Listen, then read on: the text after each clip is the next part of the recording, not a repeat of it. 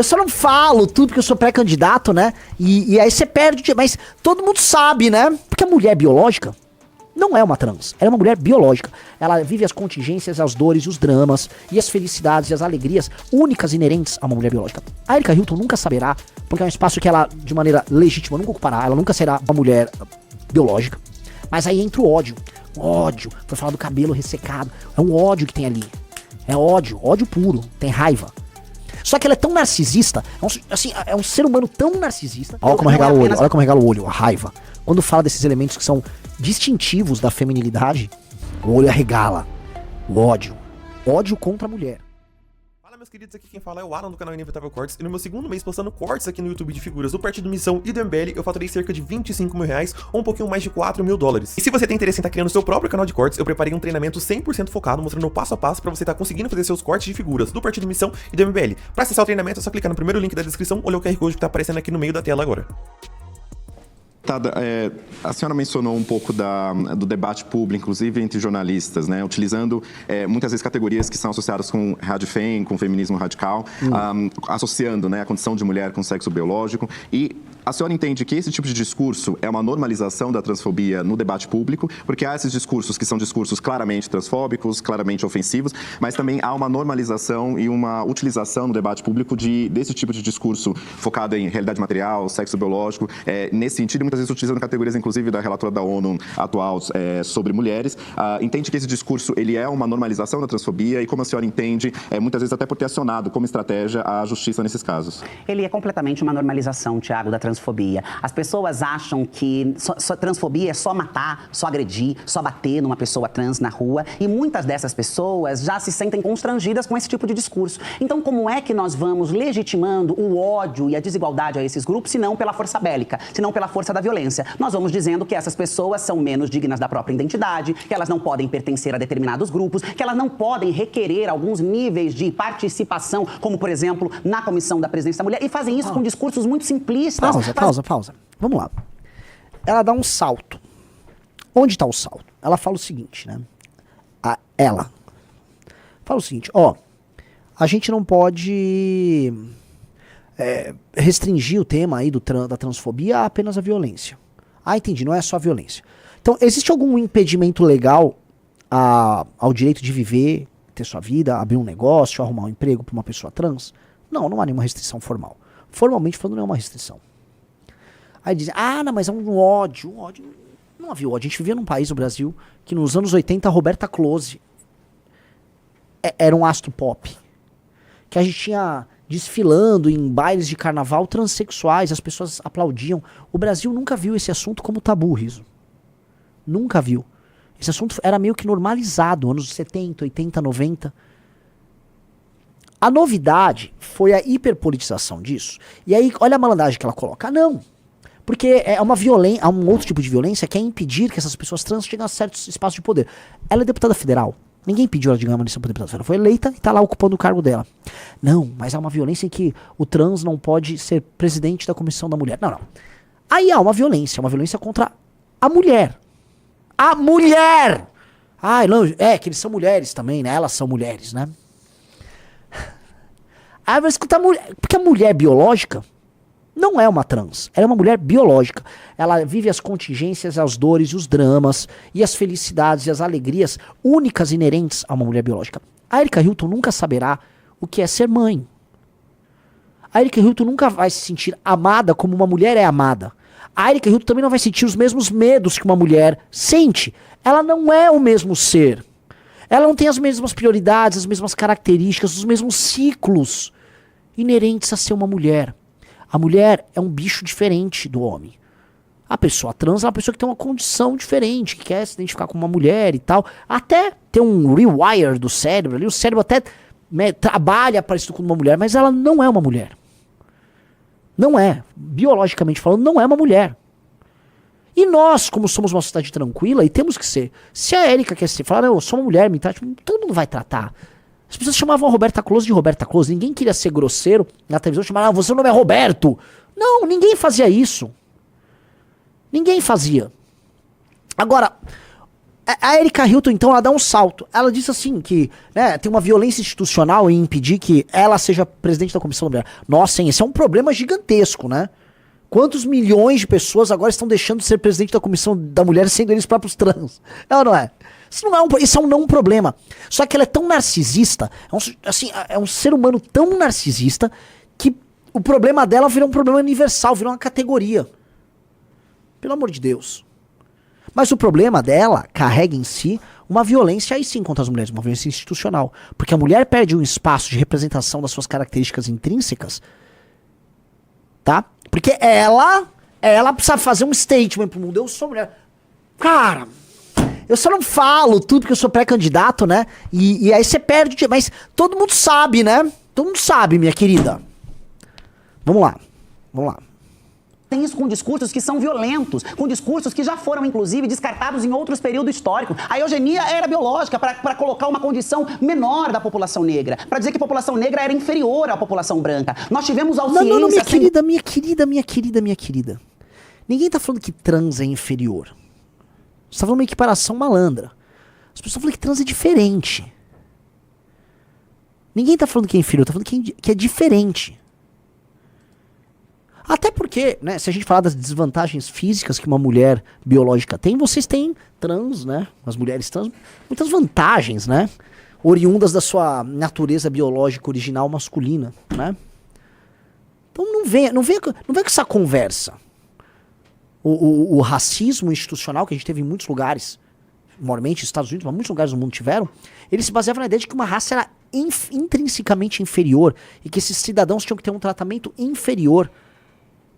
Ninguém tá falando isso. Você que tá querendo colocar assim, que vocês trans são, né, mulheres trans são mulheres e que vocês têm que ocupar os espaços das mulheres e representarem as mulheres. Não é o caso. Tá falando que é diferente. Você tá fazendo uma falsa equivalência que é uma malandragem argumentativa.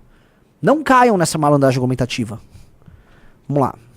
Utilizada em inúmeros espectros, em inúmeros momentos, para dizer e legitimar violência e barbárie contra determinados grupos na sociedade. E aí vão dizer, olha, esta mulher não pode representar um espaço de mulheres, porque não é a mulher fêmea, não é a mulher biológica, mas vão se silenciar, por exemplo, quando Sônia Maria é encontrada analfabeta, surda, na casa do desembargador e é uma mulher classificada nesse lugar. Porque você percebe que não se trata de defender um tipo de mulher. Se trata de violar, de negar direitos, de aprisionar às margens outros tipos de mulheres, porque em vários casos de violência, ninguém quer de negar a abuso, margem. Você tá falando que é diferente. Você é mulher rica. Érica, eu tô falando, você é uma mulher rica em termos brasileiros, tá? Uma mulher trans muito rica. Seus problemas não são problemas de pessoas comuns e você deixa muito claro que você é rica. Você vai em festa de gente rica, você acha que você é uma modelo de passarela, você tem muitos funcionários, você é famosa, tem contratos com marcas. Você é uma mulher rica. E você se tornou rica e ninguém te impede de ser rica sendo trans. Pelo contrário, você é rica porque você é trans. Porque você usa isso como um instrumento de autopromoção. É isso que você faz. Vai ficar fingindo que não é? Mas né? Que malandragem, cara.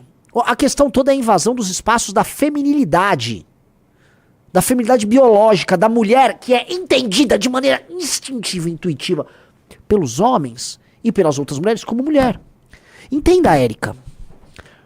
Um homem heterossexual não vai procurar uma mulher trans pra casar. Sacou? Nem pra namorar. Tem homem por aí que quer se relacionar e tal. Tudo bem, ele é livre. Mas as coisas não funcionam assim. Para de fingir que as coisas são assim, porque elas não são assim. Elas não são assim. Não são assim. Você vai querer impor que tem que ser assim, que é assim. Não é assim. Não é e nunca será assim. Sacou? Isso é loucura. Não à toa, minha querida Erika Hilton, você mesmo confirma essa regra. Seu namorado ou esposo é um homem trans, que vem a ser uma mulher que se torna um homem.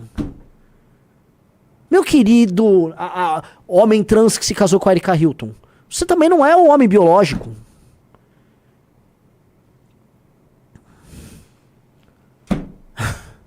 Vamos lá, dá o play.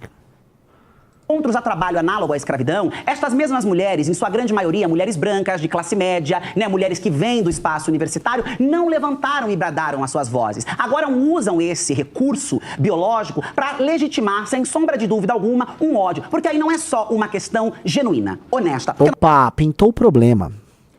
A mulher branca, de classe média.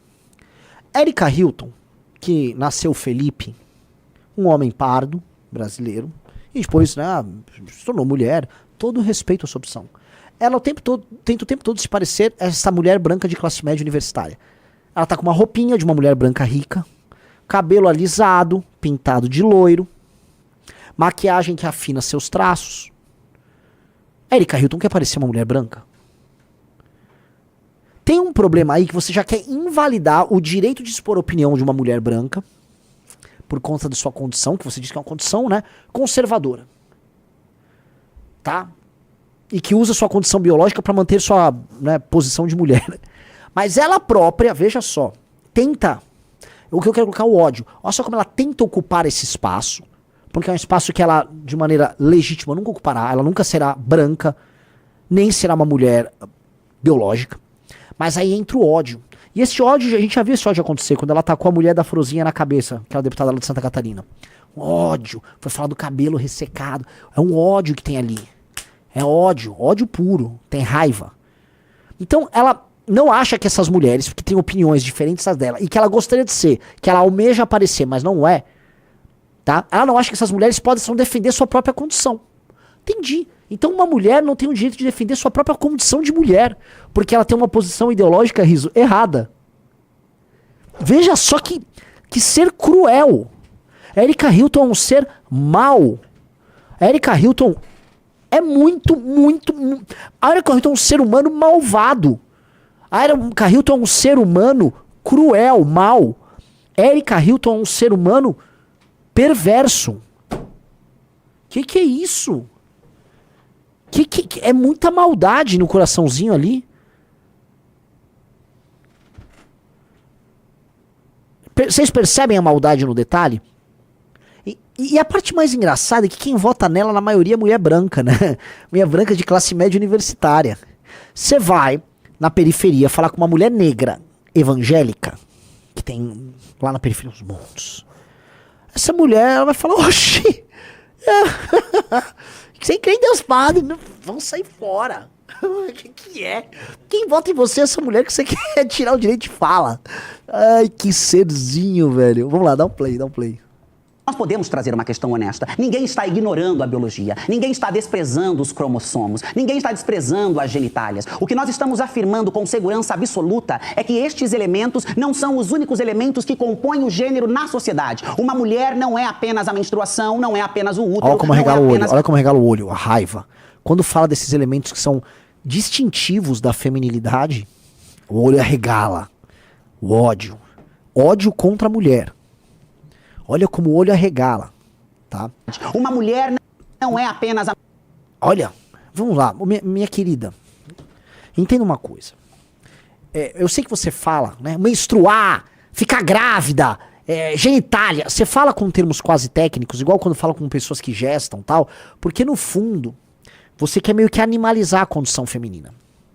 E entenda, ter seios, ter, né, uma bunda redondinha, ter uma genitália, não vou usar uma genitália feminina, né? Ter ovários, ter um útero, entendeu? Ter uma produção maior, né, de estrógeno e outros hormônios, não de testosterona. São características, vamos dizer, que são consequência da natureza biológica da mulher. Entende? São características que são consequência de uma característica biológica a priorística, que vem no momento da concepção, que se desenvolve no útero e que determina, via de regra, porque sempre tem as mini exceções, que aquela pessoa é uma mulher.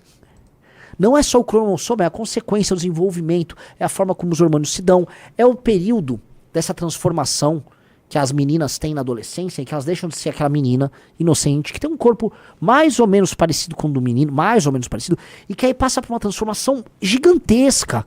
Menstrua, tem todo um drama. Todo mundo sabe que a adolescência para as meninas é muito mais pesada que para os meninos. É uma metamorfose gigante. Porque os meninos, vocês já viram a metamorfose dos meninos? Cara, basicamente eles ficam maiores e mais fortes. Aí devolvam os pelos no sovaco, um pouquinho de barba, é isso. Pra menina nasce um troço aqui, ela começa a sangrar, é totalmente diferente. Então essas características todas, né, fazem parte desse elemento da feminilidade, que não se restringem a características meramente físicas, mas que fazem parte da construção da psique, do imaginário delas, da forma como elas lidam com poder, da forma como elas lidam com violência, da forma como elas lidam com afetos. Minha sobrinha é uma menina de 6 anos. Ela não gosta. Eu falei, vou fazer minha sobrinha assistir Cavaleiro do Zodíaco. Ela não gosta. Pô, ela tem meu irmão, que é um tio. Ela tem meu pai, que é o avô dela. Ela tem eu, que sou o tio. A gente gosta de fazer, né, brincadeiras de meninos com ela. Ela, para! Eles estão se batendo muito. Ela não quer ver Cavaleiros do Zodíaco. Eu já tentei. Não, ela não quer ver. Ela não gosta da luta. Ela é uma menina. Ela tem outras características muito de menina. Ela quer brincar das bonecas, ela quer aquelas coisas chatas que meninas gostam. Assim como meninos gostam de coisas de menino.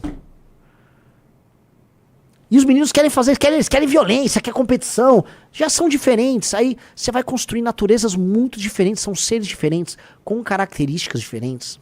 E eles são o menino, homem, biológico, e a menina, mulher, biológica. São a vasta maioria. Eles são a norma. Eles são a norma! Eles são a norma! Eles são a norma! Sacou? Respeita a norma. Que isso? Agora que eu vi. Que isso? Ah! Ah! Sai! Que horror, cara. E aí, entendeu? Respeita a norma. Quando me perguntam, Renan, qual a sua posição sobre o negócio woke? Vão parecer assim, ah não, mas você é contra a trans? Não. Cara, eu exijo o respeito da norma. Existe a norma, nós vamos respeitar e cultivar a norma. E a exceção? Nós vamos respeitar a liberdade e nós vamos respeitar a exceção. E vamos garantir o direito de existência e de busca da felicidade pela exceção. Mas existe a norma e nós cultivamos a norma. É igual nós somos brasileiros, então nós vamos cultivar os símbolos brasileiros e a história do Brasil. Essa é a nossa norma. Horas. Que maluquice isso. Ela não quer a norma. Ela é a exceção que quer negar a norma, porque ela tem raiva da norma. Droga, a gente quer que assim a exceção seja viva, seja feliz, não seja agredida, possa viver sua vida, se expressar da maneira mais ampla possível. Eu quero que uma pessoa trans se desenvolva, tenha sucesso na sua vida, exerça sua subjetividade, seus afetos, e tá tudo bem. Só não venha cagar regra. Só não venha cagar regra. E a vida nunca é igual, a maioria existe pra tudo. A maioria gosta de sertanejo, eu não gosto de sertanejo. Eu não gosto de ir em festa sertaneja, não gosto de ouvir. Se eu entrar numa rádio vai tocar sertanejo. Eu me adapto, porque a vida é assim, meu querido amigo. Pra homens mais altos têm mais vantagens em todas as áreas da vida. Eu tenho que me adaptar. A gente se adapta às contingências da vida. Tem gente multimilionária, tem gente que não é. E é assim, a vida é injusta pra muitas coisas. As coisas são como elas são. Respeite. Respeite. E será respeitada ou do. Tá bom? Vamos lá, dá o play.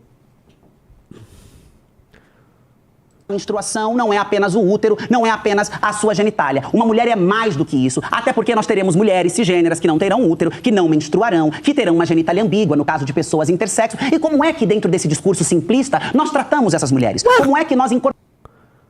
Como mulheres. Tem muitas mulheres que têm o seu aparelho reprodutivo incompleto, não podem ter filhos, mas elas são mulheres.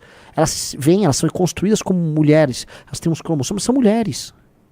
Isso também implica que elas são uma exceção, uma pequena exceção, que tem um drama e vão lidar com esse drama ao longo da vida. Mas elas não vão destruir a feminilidade por causa disso. Nem devem, nem podem. Que é isso, cara? Vamos lá, metal play. Incorporamos ela, inclusive, dentro do debate da política pública. Então não há dúvida de que nós estamos vendo uma instrumentalização da ciência, mais uma vez, para justificar o discurso de ódio. E aí trazem o discurso biológico e, na sequência, uma série de discursos completamente violentos e atrozes. Enfim, espero que isso aqui que eu tenha falado seja o suficiente, porque que discurso idiota, né? Que discurso? O que você acha, Riso? Bizarro, Né? Bizarro. Isso é o famoso discurso de ódio. É um discurso baseado no ódio contra a mulher e contra a natureza da feminilidade, tá? Reduzindo a elementos quase fisiológicos. Ela reduz a feminilidade assim a uns órgãos e a elementos... Porque, lógico, é o que ela não tem. Mas entenda, em nenhum momento da sua vida, você viveu, vamos dizer, esses elementos definidores da feminilidade, que também são, mas não são apenas esses elementos mais externos, como uma mulher. Nunca. Você vive uma projeção disso. E você faz questão de assumir os elementos externos da feminilidade de maneira muito clara. Porque você quer ser modelo de passarela. Você quer ser um objeto de desejo por meio de, vamos dizer, instrumentos de validação social, como, por exemplo, dizerem que você é uma modelo. Que você vai vestir uma coleção de uma roupa de moda. Sacou? São elementos muito externos, mas a mulher não se reduz a isso. Assim como o homem não se reduz a isso.